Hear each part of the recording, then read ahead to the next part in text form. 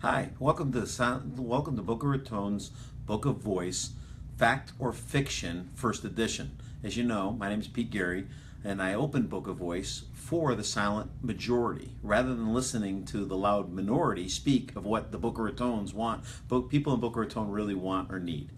One of the first things that I wanted to talk about was the controversy around the Wildflower property.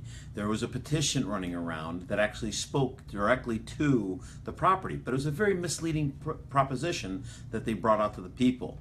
One of the things it said on the surface, the Wildflower petition sounds as nice as the name is basically reads. City-owned land along the intercoastal shall only be used for public recreation, public boating access, public streets, and the city storm use only.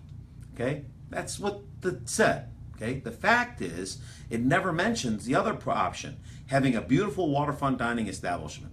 Houston's that the public can enjoy. Listen, we've all been waiting for years since the Wildflower property went down. I actually am old enough to remember enjoying the Wildflower, sitting in the Wildflower, enjoying it, having drinks in the water. It's been a long time since everybody in Boca Raton has had a place to actually enjoy on the water. Okay, there's the few people that live over in that area, and they know who they are, that continually come out against this property. It was purchased for the purpose of a restaurant and or a dining establishment and bar on the water so that people can have it and enjoy it. Fact, again, it doesn't mention the potential revenue Houston's will bring to the taxpayers.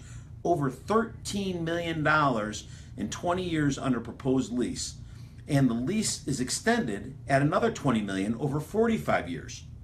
There's also another fact. It fails to mention the loss of $33 million in potential liability if the referendum passes and Hillstone sues over recovery costs because we've been in negotiations with them for so long. There's another fact. It mentions the cost it never mentions the tax to the taxpayers to maximize and maintain the park. So does the Wildflower petition use deceptive language? I say it does. It's fact. They use deceptive language to get people to look at what they want. You know, I listened to a couple people that actually voted for this and are assigned the petition. One of the things they talked about very actively was they walked up and said, do you want your beaches used for this? Do you want these things used for that? Well, if we listen to them, guess what? The umbrellas that you go to the beach and you enjoy, it's a private vendor. They go away. If you wanted to have any kind of soda or any kind of drink to any of those vendors that actually provide them, that would go away. It doesn't just impact one property. It impacts a lot. I ask you to please look at the facts. Just don't listen to what the silent or the loud minority wants you to listen to. Listen to the silent majority. Listen to what they're talking about. Go out and speak. This November's election is going to be important, which is why I'm going to be bringing you every week fact or fiction. And I'm going to point out that just completely keep Boca Raton in the dark. It's not right.